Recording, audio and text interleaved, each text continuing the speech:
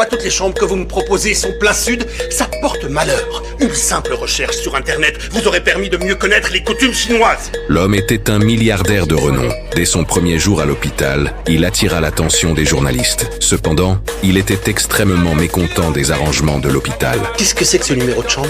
Le chiffre 4 signifie la mort. Personne ne pourrait survivre dans une chambre pareille. Si je passe cette porte, je fais une crise cardiaque et je meurs. Chris partit furieux et Selena fut chargée de le calmer. Elle s'approcha pour expliquer, mais fut repoussée brusquement par un garde du corps. Je suis une infirmière, pas un assassin. Mais si vous me touchez encore, je vous ferai arrêter. Cependant, l'attitude ferme de Selena attira l'admiration de Chris. De plus, elle savait que le chiffre porte-bonheur en Chine était le 3 et résolut immédiatement le problème du numéro de chambre, ce qui finit par convaincre Chris d'accepter l'opération. Mais un imprévu se produisit. Il fait une hémorragie interne, sûrement une faute du docteur Bell. Vous voulez le laisser essayer de réparer sa faute ou vous préférez que Monsieur Zhou vive?